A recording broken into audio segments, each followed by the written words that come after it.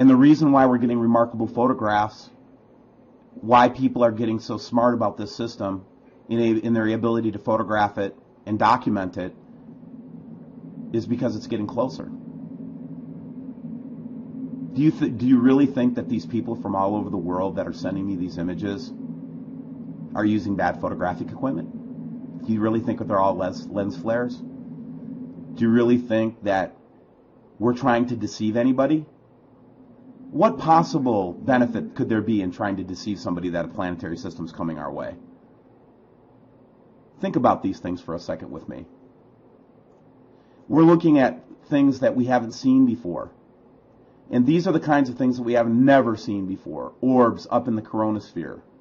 These are all new pictures, by the way. Or objects in the coronasphere. This is a clear sunny day. This is using a very fisheye lens in order to see what was up there.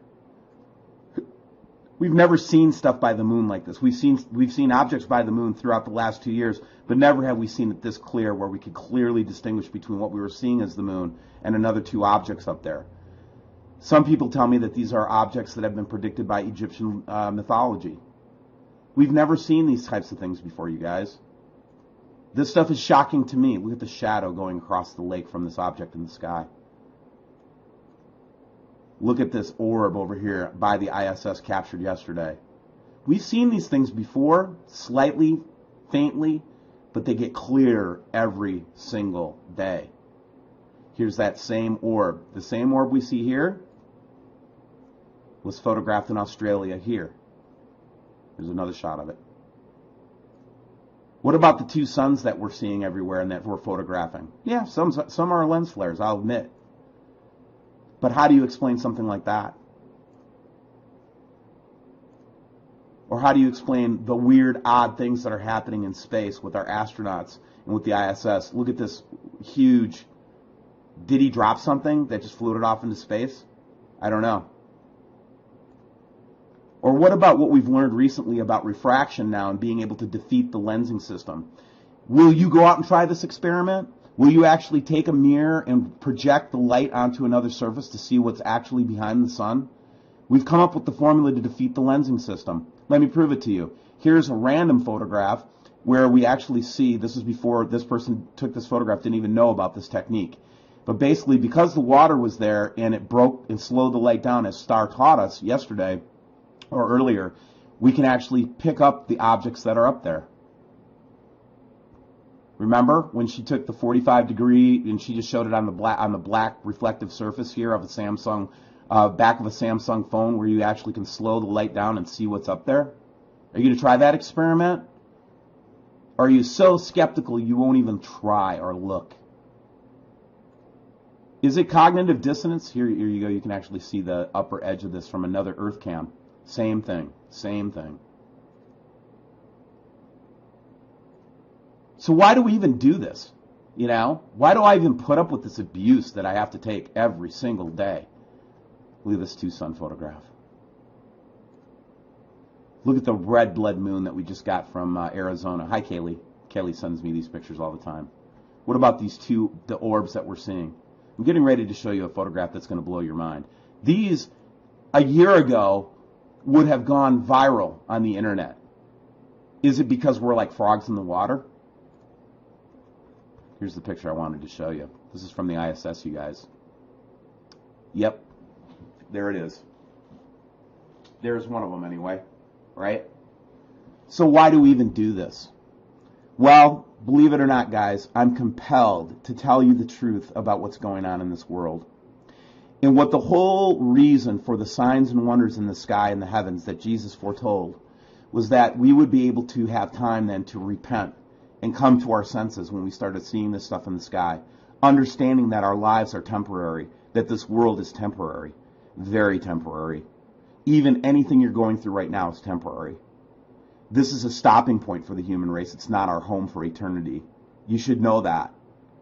And we've allowed ourselves to get so wrapped up into this fear, greed, worldly, loving the world that we forgot all about our spiritual heritage and the kings and priests that you're meant to be. Kings, queens, and priests of God. Sons and daughters of God. And all God wants from us, the Father wants from us, with these signs and wonders and the cleansing of the earth that's coming, is to bring his sons and daughters home. So let me encourage you with something here. I'm not showing you these things to be afraid. I'm showing these things to you in hopes that you will recognize these are the signs that were promised. And those signs were to lead you to a conclusion and to lead you to your knees of humility. It's not to be argued over what God is doing in the heavens. The sign of September 23rd was exactly that. It was the harbinger of the tribulation. What does that mean? Well, it means that wickedness is going to end, guys. And it might not be very pretty. And what you'll need to understand is that you need to give your hearts totally over to the Father. You need to return to the Creator. You need to love each other. You need to forgive each other. You need to forgive yourself. It's time to move into grace. It's time to move into love and peace. That's what these signs are meant to do, not to cause fear. Remember, it's temporary. Everybody that's listening to me, you will one day breathe your last breath. So the fact that we have a disaster around the corner with this Planet X system isn't the important thing. The question is, are you ready? God bless you, Steve Olson, WSL. Exposed. Nibiru cover-up, NASA withholding the truth about Planet X. U.S. space agency NASA is involved in a major cover-up over the threat posed by a mythical planetary system, it has shockingly been claimed. Conspiracy theorists claim Nibiru or Planet X is a huge planet with a vast orbit that will one day pass so close to Earth that its gravitational pull could wreak havoc on our planet, triggering earthquakes and other catastrophic events. Nibiru, or Planet X, believers claim it is currently heading towards Earth and is likely to pass before the end of the year, but NASA and world governments are desperate to keep it quiet to avoid mass panic. The theory suggests that the global elite is preparing to retreat into a series of underground bunkers to try to escape the catastrophe, while the rest of us perish. At the forefront of the claims is Nibiru conspiracy theorist Matt Rogers, who posts almost daily videos to YouTube suggesting he has evidence that the plant system is drawing nearer. He claims the authorities cover this up using chemicals sprayed into the air to try to block out visible signs of Nibiru. In his latest video on his channel Skywatcher Matt Rogers, he said, NASA is covering this up with the government, the shadow government. They really do not wish for the public around the world to take any notice. They still think the majority are being dumbed down by the truth, but I'm afraid more and more people are starting to look up to the skies and noticing the true situation. Every day they are covering our skies. With the media still silent, it doesn't matter, because we know this is coming. However, Mr. Rogers suggested the masses could fight back. He added, "We have got to be truthful, we have got to be positive, and we have got to be sting for the community. We have got to stand our ground, and don't be misinformed. A crucial part of this evidence is thinking outside the box, and thinking for ourselves. Let's not let them think for us." Fortunately, NASA insists that believers like Mr. Broussard are completely wrong, and the Nibiru myth is an internet hoax. NASA scientist Dr. David Morrison said, "There is no credible evidence whatever for the existence of Nibiru. There are no pictures, no tracking, no astronomical observations. I can quite specifically say how we know Planet X or Nibiru does not exist and does not threaten the Earth. Firstly, if there was a planet headed into the inner solar system that was going to come close to the Earth, it would already be inside the orbit of Mars, it would be bright, it would be easily visible to the naked eye, if it was up there it would be easy to see it, all of us could see it." Space boffin Dr. Brian Cox has also insisted Planet X does not exist. Associate Professor Honty Horner, an astronomer at the University of Southern Queensland in Australia. He said, "I've never heard of anybody who's an actual astronomer talk about Nibiru before. It's basically an urban myth. It's like having a biologist coming out and talking about werewolves and the Sasquatch being real. You just wouldn't hear it." The Nibiru myth was born in 1976, when writer 𝗖𝗟𝗘𝗔𝗥 claimed two ancient Middle Eastern cultures, the Babylonians and Sumerians, told of a giant planet that orbited the Sun every 3,600 years. And I'm going to show you a couple really interesting pictures. This particular one is interesting. Just look at it. We've been looking at a 3-planet configuration, or hologram, depending on who you are, for quite a while now. And my voice is a little messed up right now because I was working out in the cold all day today. It snowed up here in the great white north. Anyway, the reason I wanted to get on even when my voice isn't working is because I have been looking and seeing all over the Nibiru community, the Planet X community, too much strife, too much division, too much hatred, too much jealousy, too much envy. And these negative emotions that have been fermented in this community that struggles to try to maintain some type of unity and harmony, it's just gone too far. And so tonight, I just wanted to, while you're looking at this extremely convincing picture of an approaching planetary system to our Earth, we all agree that Planet X is real, or at least many of us do. Most of us do in this community. And that is a common insight that is not shared by a lot of people in the world. Some would call us insane or crazy.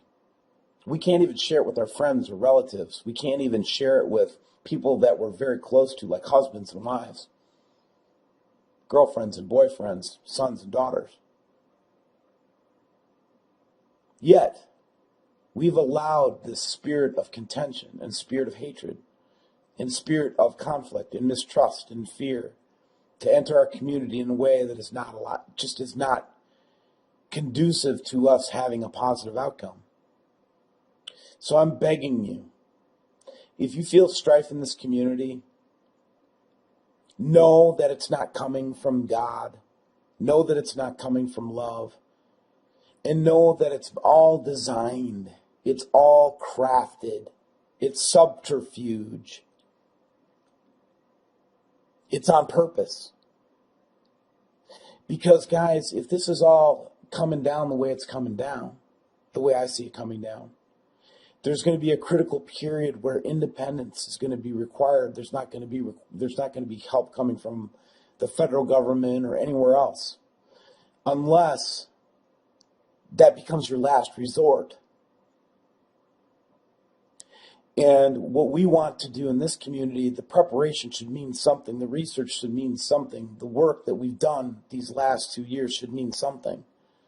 And what I really pray and hope that it means is that when and if it happens and goes down where there's cataclysm, we're going to need each other desperately bad. We're going to need each other. And, you know, it's not going to matter if you're a Unitarian or a Catholic or a Protestant or a Hindu or a Muslim. It's not going to matter. Because we're going to be fighting for our survival. And it requires unity. They want us to go into this with as much discord and as much mistrust as possible and fear. And it has to be fought. You have to push it back. You can't allow bitterness, unforgiveness, wickedness, envy, false witness, threats, fear, intimidation should be no part of this community. I'm going to show you one more picture. I'm going to let you go. Yeah, it's getting weird. And we know that there's all kinds of forces at work. There's all kinds of things that are happening. Some of this is artificial. Some of it could be projected. And again, I go back to whenever we collaborate and we start to strengthen each other with knowledge, where you can show that I was incorrect or slightly off and vice versa, our knowledge gets better and sharper. That's why they want us divided. So I'm begging this whole community to stop and think. If you believe that this is real based on the evidence that we all have shared together and worked on so hard together, then it is also incumbent for us to lay down division and see each other as the fundamental